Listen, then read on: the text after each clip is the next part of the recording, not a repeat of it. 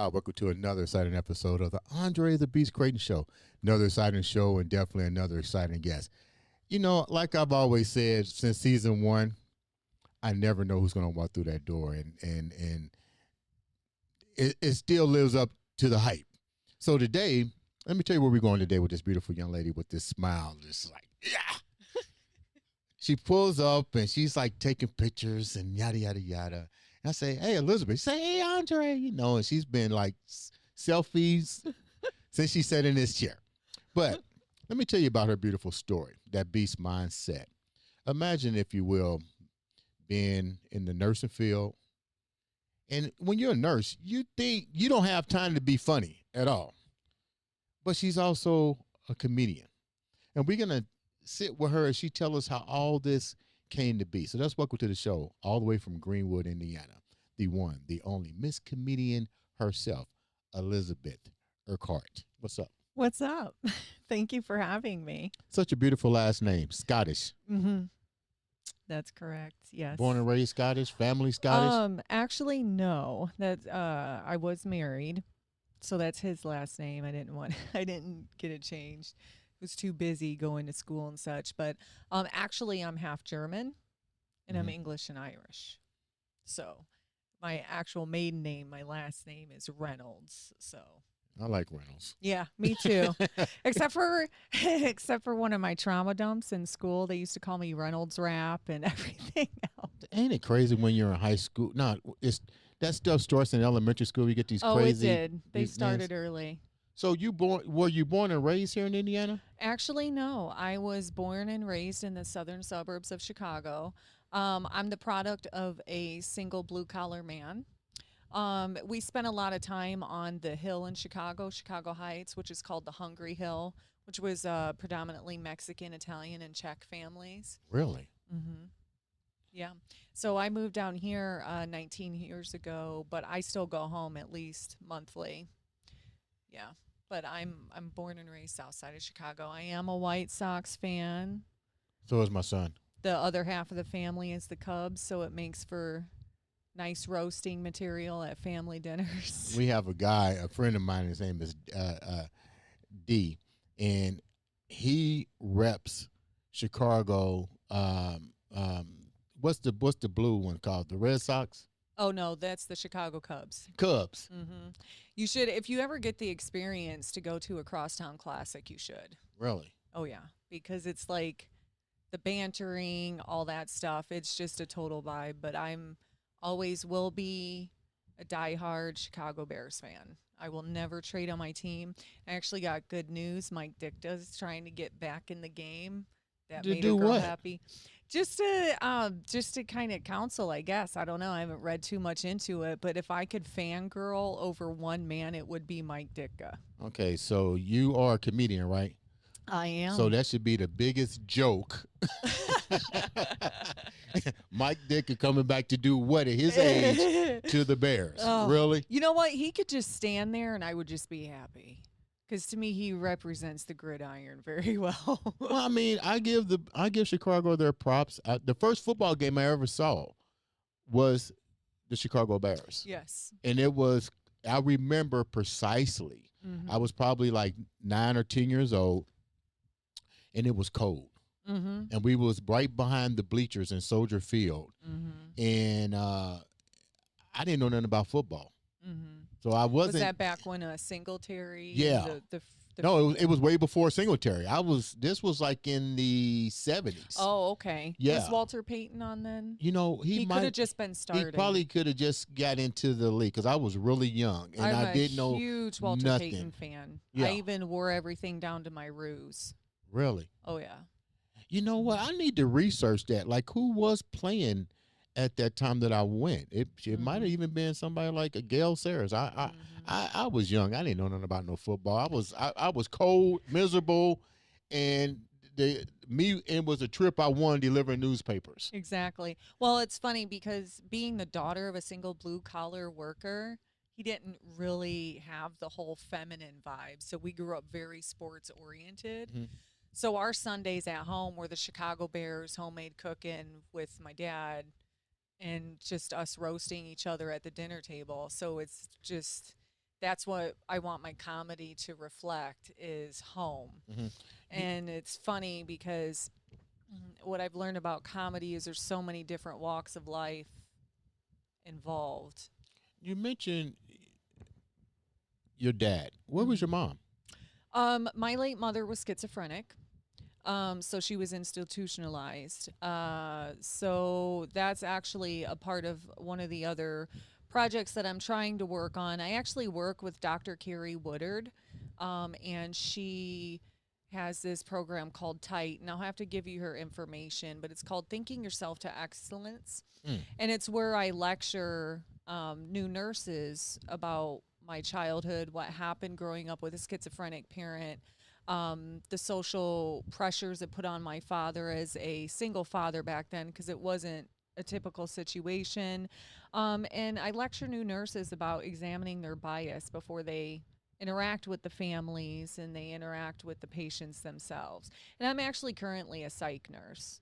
And I'm actually going to be working on my nurse practitioner soon. I'm currently in school for my BSN with IU. So, yeah, You just have a lot of moving you having wheels. Thanksgiving early. Yeah, Yeah. it's a lot of moving parts. But I do squeeze comedy in there because you know, I'll be honest with you, I underestimated comedy and what it was. But I'm addicted to it. Really? Are you funny? I think so. Save But that you for know the what? end. Don't say nothing funny yet. Let me ask you. Let's go back a little bit because I have a sister that has schizophrenic, became schizophrenic. Well, Hmm. not became. She was diagnosed Yes, correct. with it, and I'm gonna show you the difference with healthcare. We're gonna go there for a minute, Oh yeah. and its connection to illnesses like that. I saw my younger sister go through these different stages. But I was young, so I didn't really dive deep into what was going on because we have different moms. Her mom was supposed to handle that along with my dad. It wasn't until years later uh, that she went to Fairbanks, Hmm. and I went there, and she remembered who I was, but not at first. And that's when I decided, to take a deep looking what was really going on, knowing the fact that she had two beautiful sons, and the medication such as Haldose and stuff. And when I started researching, I said, "This is what they give horses. It's like tranquilizers and so forth." But I remember the shift change. People fail to realize back in the 80s, she had a nurse that would come to her place of residence Hmm. to administer medication. She didn't really confide in me what she was taking because that's I guess my sister would have had to give her that permission. But I remember uh, years later that program was taken away. Indiana did have a program to address those issues. When that program went away, all hell broke loose. Yes. Well, it all started in the '60s. Actually, Kennedy had a great idea about wanting to have the mentally ill with the family. But that's actually where most of the homeless come from because we're losing institutions. And Hmm. for something that mental illness is probably one of the most widespread diseases, but if you can't see it, then people don't think it exists. Right. And unless you've dealt with it personally, uh, it doesn't really affect people. Hmm. And then there's also the revolving door policy. You know, a lot of the individuals are on state aid, and there's only so much that the state can fund, and federal aid. And actually, they're closing down a lot of hospitals, but that's why there's the revolving door policy, because when you come to acute care units Yeah. like an inpatient or an outpatient, they're literally there just to stabilize the systems. But since there's that breakdown in the healthcare community, um, they don't have anybody to monitor them to take their meds, the inability to afford the medications. So it's not like, the healthcare professionals aren't doing their very best. Their hands are tied because they really are trying to stabilize and, try and do safe discharges. But, a lot of the population that has mental disease is homeless or on fixed It makes incomes. me wonder, now that you brought this up, what actually happened to those patients that was diagnosed that went to Central State in Indiana? Those hospitals that went down. I know they had a lot of Uh, mismanagement. That they had nurses and doctors that was. well, I'll be honest with you, in that time frame, that was actually a very dark time frame in mental health. So here, picture this, because I actually did a thesis on this for my speech, and it was about the history of mental illness. And my youngest, I took her to Central State because it's in our family history, and I wanted her to see that. Did you know, like in the 14 and 1500s, people could actually go into the mental asylums and actually look at the mental patients and mock them? Yeah. Yeah.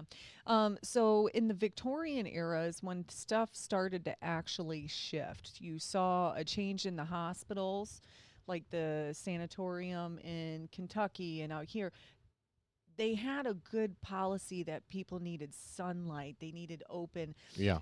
So they were right. But a woman, and I actually have material on this about Sigmund Freud, but a woman could actually, if she talked back to her husband, could be institutionalized for hysteria. Yeah. Um, uh, a lot of people who were considered indigent, like your alcoholics, the mentally delayed, so on and so forth, could be institutionalized.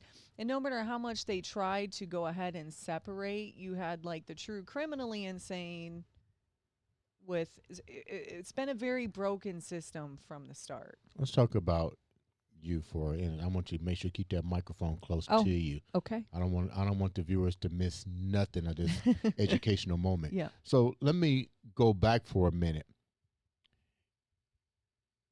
Your father, Mhm. during a time, an era where being a single father was almost unheard of, or more or less kept in the closet, and dealing with a his wife being institutionalized. Who did the institutionalize? What symptoms was your mom showing, and how difficult was that for your dad to have your mom put under that observation, knowing that now he has to raise you, and you have other brothers and sisters as Mm-hmm. well? Yeah. So my mother was the greatest love. I get emotional. She was the greatest love of my dad's life. And he noticed the mental decline, but which is most common for schizophrenics. They will self-medicate through alcohol or drugs. And my mom, she did drink a lot. Um, the worst thing that he had to do was institutionalize her. She went through a period of psychosis, and there was a moment to where she thought I was evil, and he had to defend me from her.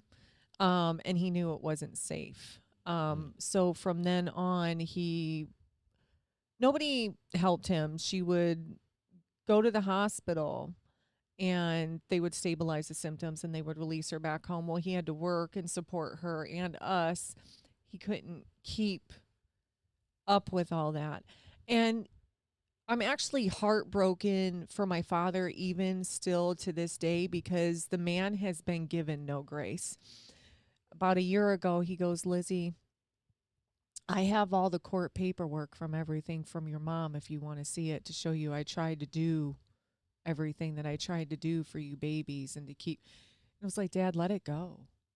Let it go. And the thing is with men Yeah. particularly, men like my father, they're told to brush it off.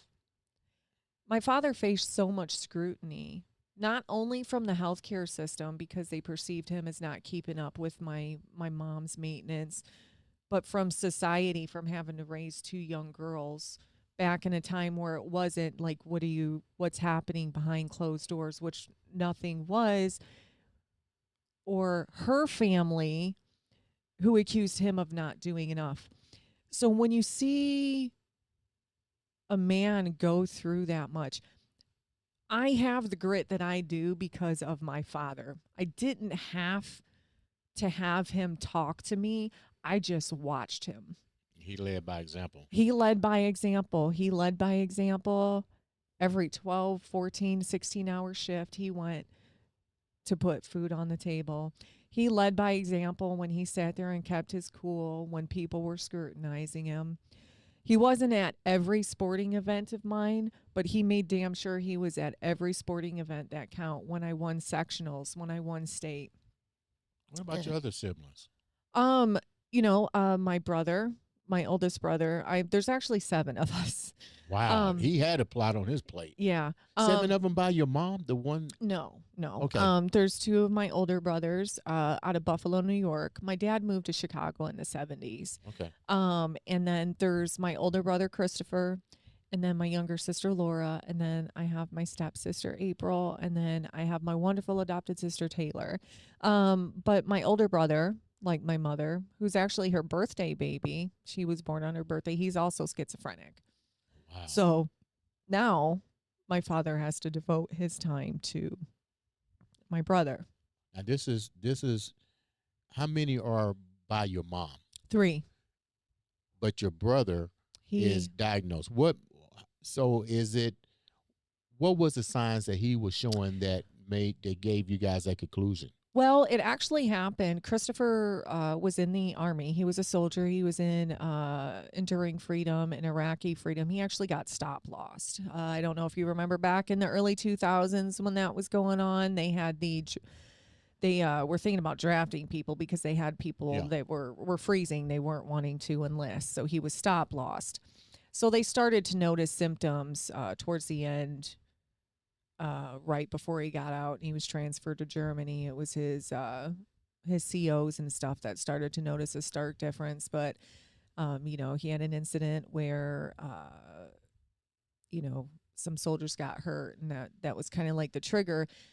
There's always subtle signs that nobody misses, but there's always that trigger. So the trigger for my mother was having 3 children so close together, the loss of her mother, the loss of her job. Not a lot of people notice, and this is what frustrates me about mental illness, is my mom's entire existence was defined by her disease. Okay. Nobody really realizes that my mom was one of the first females integrated into the Ford Motor Company in Chicago Heights. They didn't know that she spoke fluent German. They didn't know that she was a farmer. But my mom, a lot like my dad, that's why they gelled so well together. She had a ballsy attitude. She wasn't going to take any crap from anybody. She was this 5'11" German woman, grew up on a farm. She hung with the best of men. And my dad, I'm thankful that my dad is a feminist. What do you mean?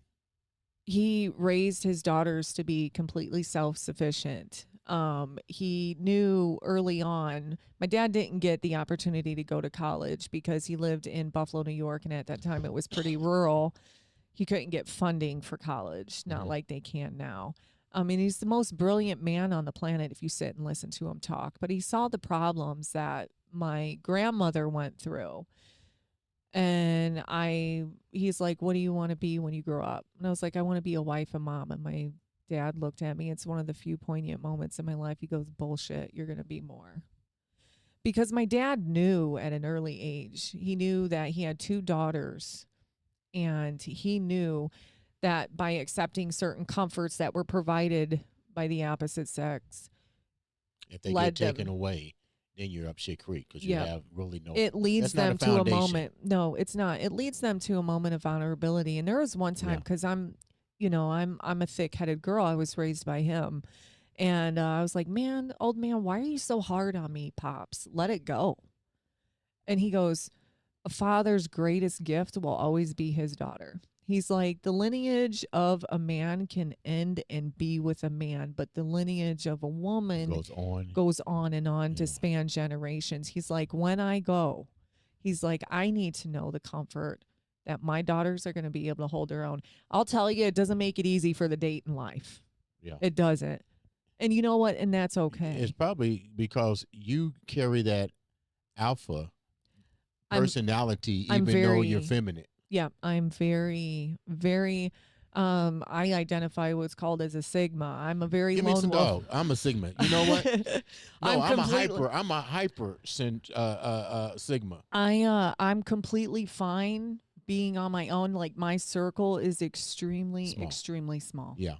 And all my moves that I make are in silence. Yeah. Give me some dog. I don't know many people that are Sigmas. Yes. And it's And funny, they don't even know what it is. I say, no, they say, what is that? I say, you no. need to look it up. And my daughter, she's like, Mom, telling people you're a Sigma just lets them know that you're a dick. And I'm like, yeah, I am. Sorry if I said the D word, but it's just the truth. We move in a different way. Yes. And I tell people, I move in silence. Not that I'm avoiding you. I'm always thinking. Well, we're always watching. And I'm watching like crazy. When you think We're I'm not, I'm always looking. watching. I'm like, okay. And we notice the subtleties. We Yeah. notice the shifts in personality. We notice the shifts in the energy in the room. But I look as women. I look at women as alchemists. Really, Explain that. women have the ability to adapt to whatever environment, no matter how tough it is. Yeah. We have the innate ability to make anything painful turn into beauty. That's why, like, when you look at my social media, it's very focused on women empowerment. I actually did a set on a gynecological visit maybe a couple weeks ago, and you would be surprised at the male response. They're like, we never knew. Like what? Give me an example. Oh, I was talking about the whole visit. So, like, okay, so every woman, it does not without fail. You walk into this room, it's cold, you've got to drop your trousers. Yeah. We always hide our underwear. Okay. Literally, like ritual. And I always like to tease people, you know, because I'm one of the older comics. I'm like, I'm from the 1500s, so I wear pantaloons and it's laundry day. But, you know, our vaginas are literally going to be stuffed in somebody's face, and we Yeah. hide our underwear like it's our shame. Yeah. That's crazy. And actually, you know, I think if people were more open about the discussions of what women like, and I've had a few male comics give me kickback because they find my material offensive. Well, sometimes I find your face offensive, but I'm stuck looking at it. Why would they find yourself offensive? Because, you know, terms like vagina, you know, I talk about sex, you know. But that's something that we it's should something not very be. it's something very natural. Right.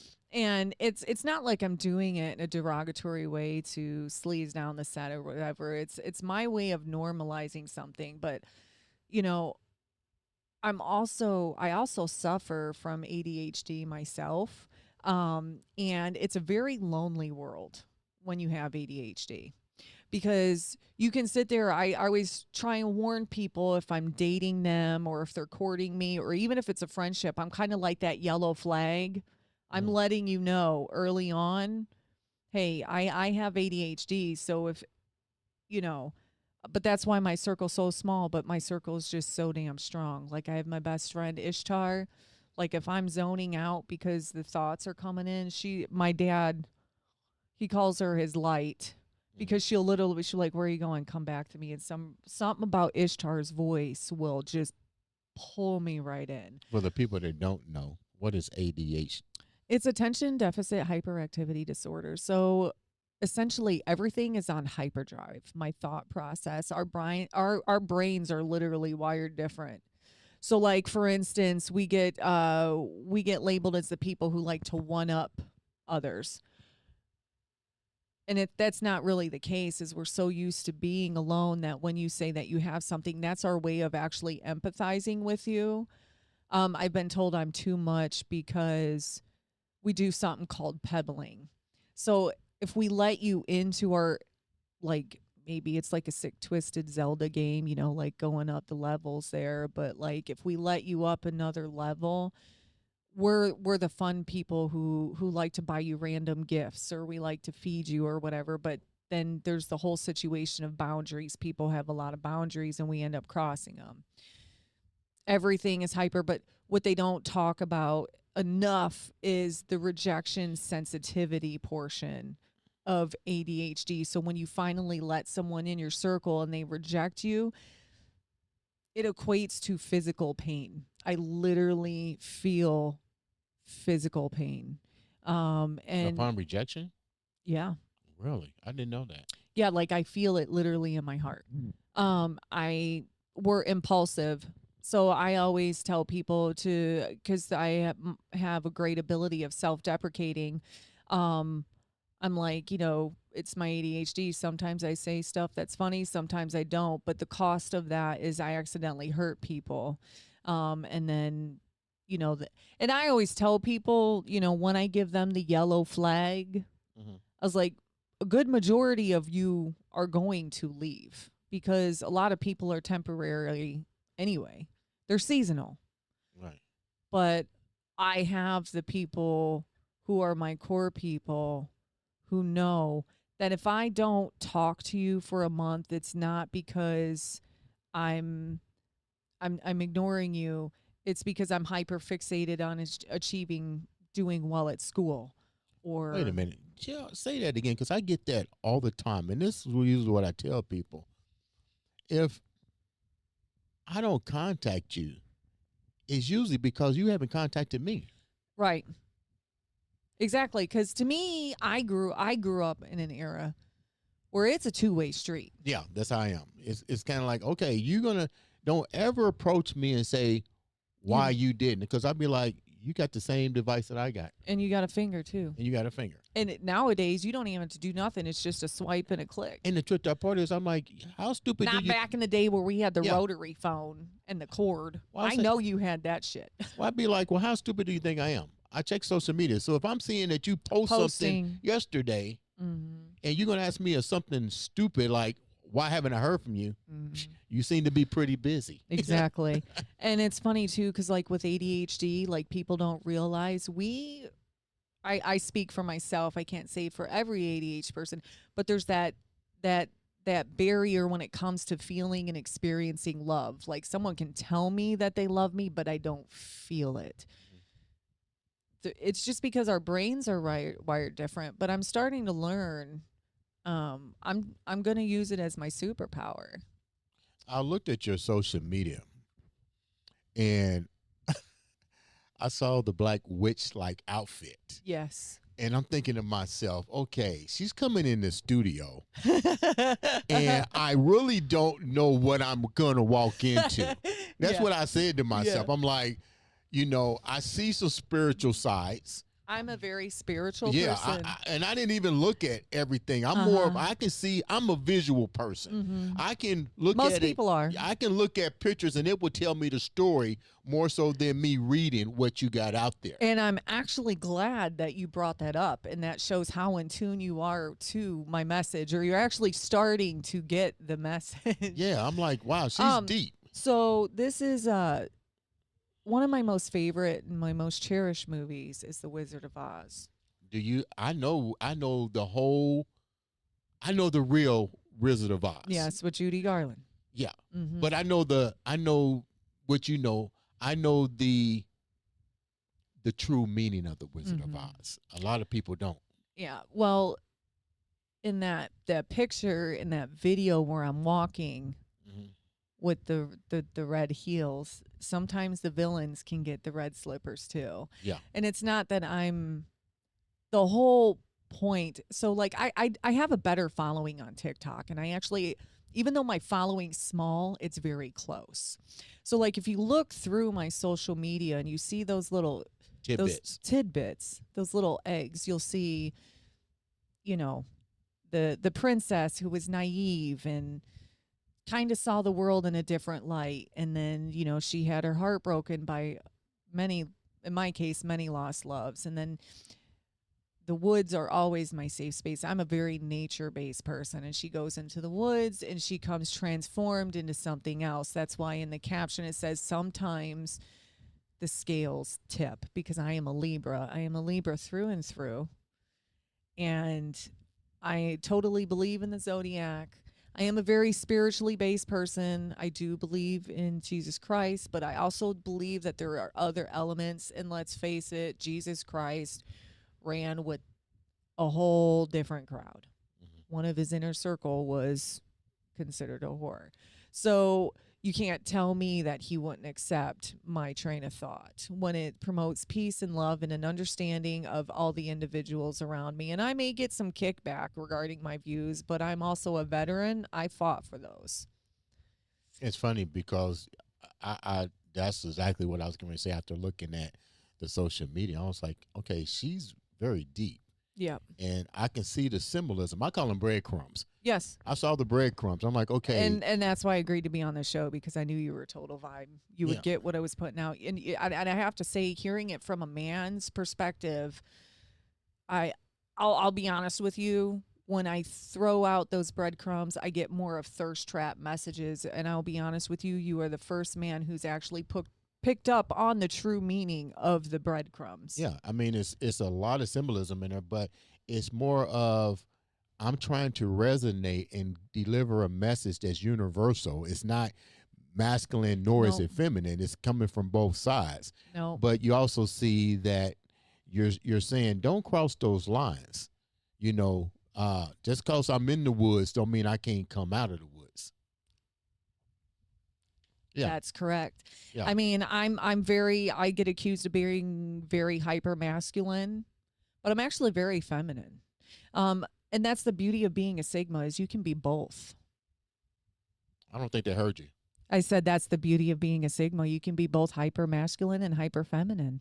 But one thing that you did that a lot of people don't understand when they talk about Sigmas like me and you, and I tell people, especially my guy friends, you're so in touch with your masculinity that you don't understand your feminine side. And feminine side don't mean you got to go put on a dress and heels. No. It means your state of love, because your love is going to generate differently from a masculine side than a feminine side. I was given the opportunity to sharpen that tool when I became a single father of a female. Yes. I said, I can't just give her the masculine side, kind of like with your dad. That's why I have respect for your dad. I have to also know that she's a female. So I have to balance the two. But first I have to look at myself and say, how do I tap into that? How do I intensify it so where it doesn't overkill, but it gives my father equilibrium? Is so in tune with his children that he will call me at 2:30, 3 o'clock in the morning, and he'll be like, I had to start. I need to know you're okay, and I know it's you.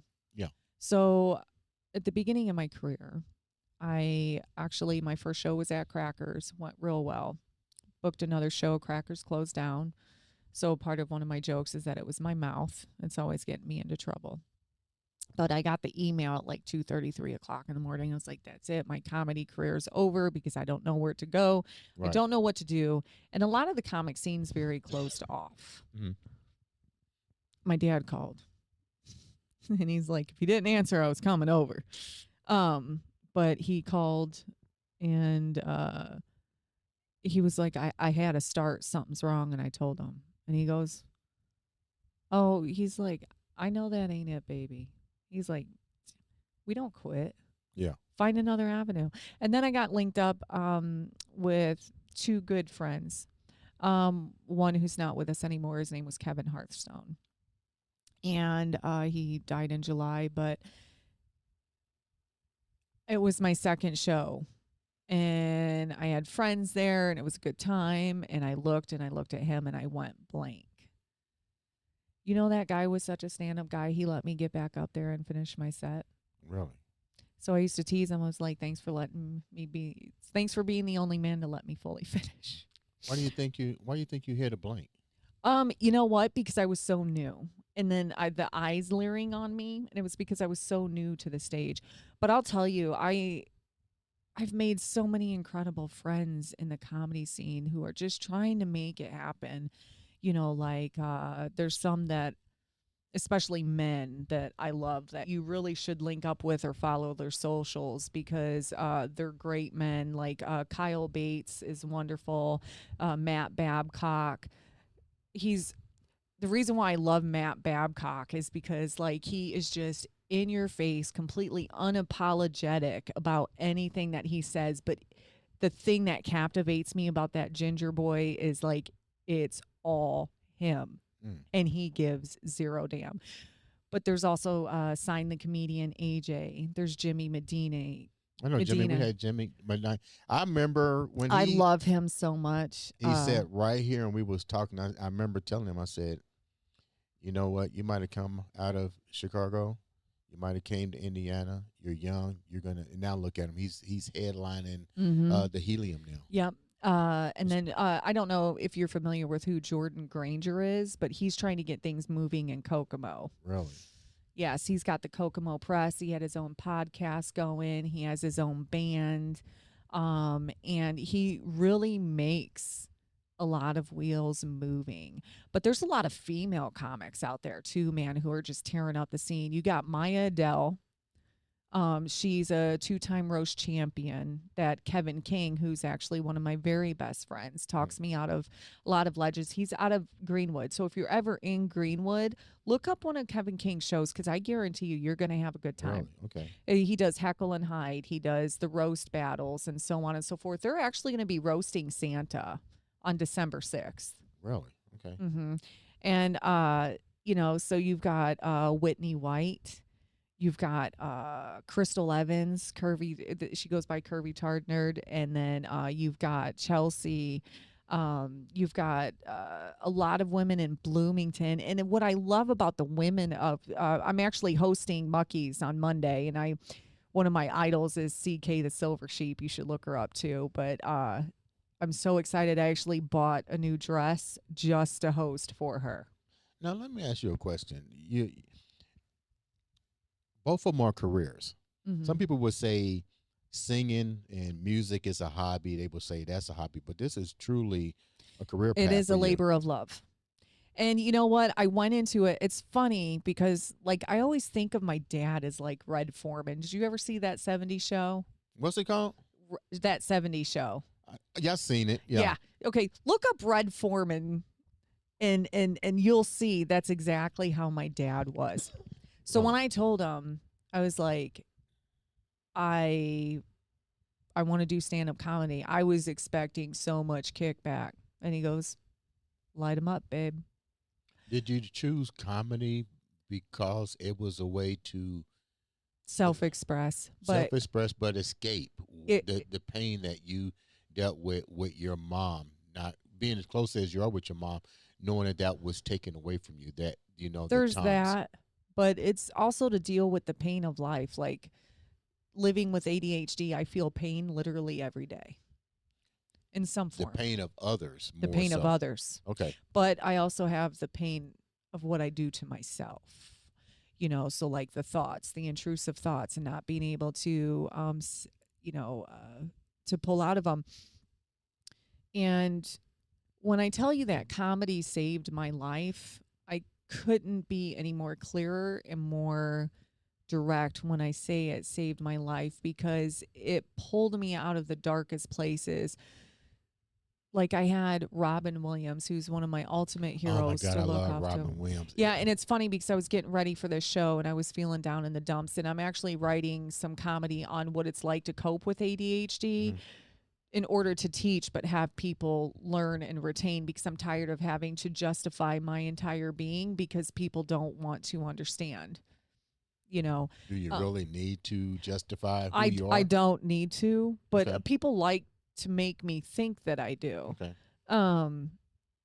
And it's a good learning experience, but he was talking about mental illness, and if it was only one pill you could take called fuck it all.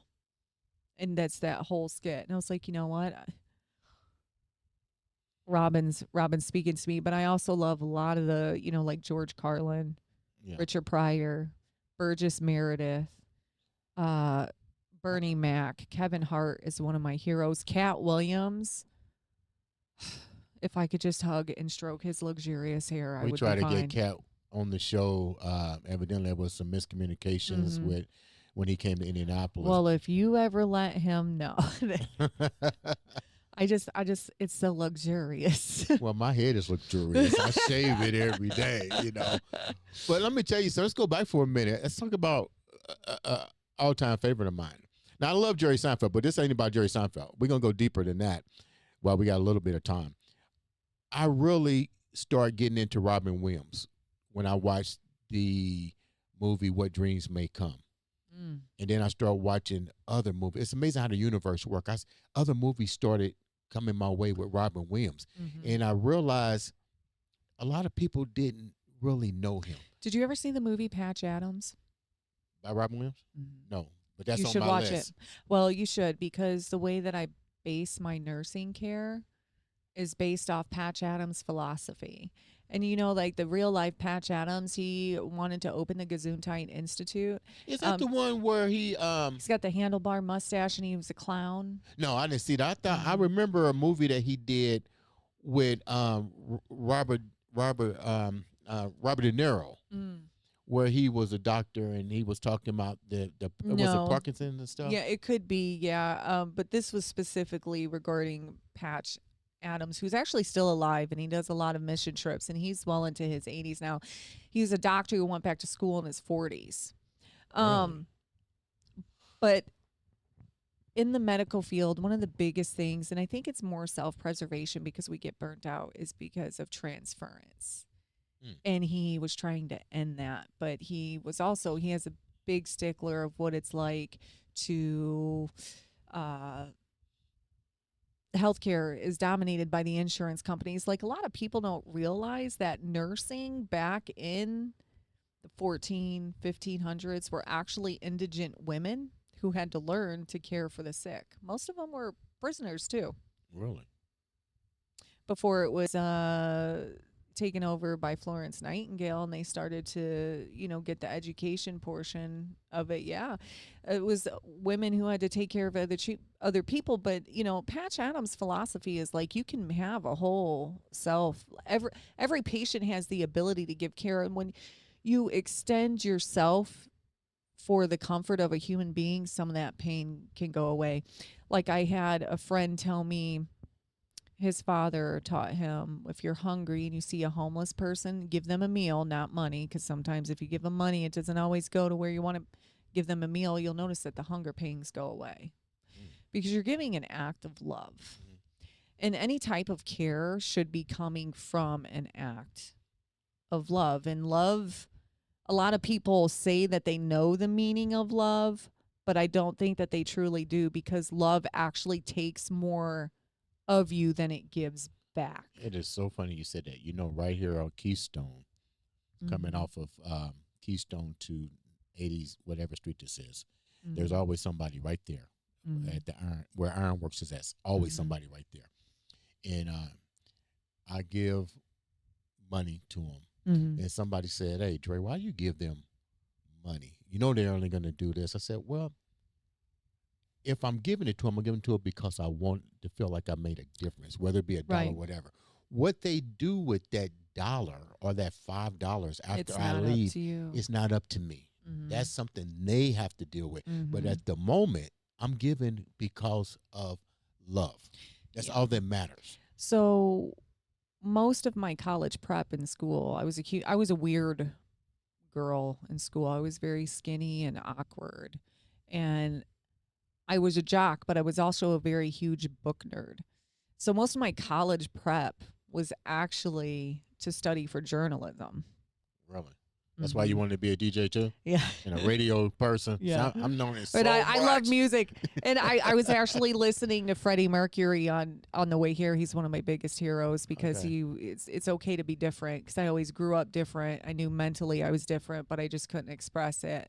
But I ended up getting strep throat during the week where we were supposed to take all of our pictures. Like, I had written a few articles for the paper and stuff like that. Got strep throat. My dad couldn't be with me, but one of his greatest things that he did is he knew he needed our comfort. So he would let us sleep in his bed because it had his scent. It had, it was Dad's bed. Plus it was huge and you could roll around. It was fantastic. Plus he had his TV right there. Boom. Patch Adams came on. And this was right at the time in my high school career where I learned about the political bias that's in the news media, the Republican, the Democrat. And I talked to my dad, and we were having some deep conversations because I was like, is it really censorship if I'm putting a spin on it? Because they technically are censoring. They're not telling the truth. They're censoring it to benefit another. And I was having a hard time coping with it.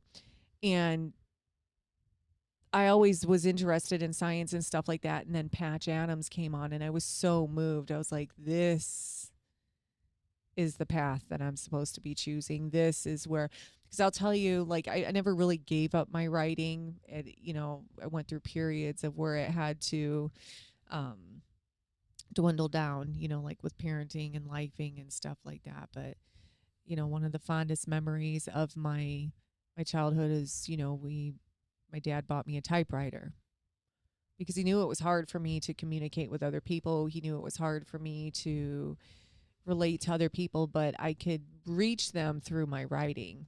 I could reach them through my art, whether it was drawing or if it was writing or me. I'm a picture person. They say a picture's worth 1,000 words. Well, that 1,000 words can shift someone else's entire existence for that day. Mm-hmm.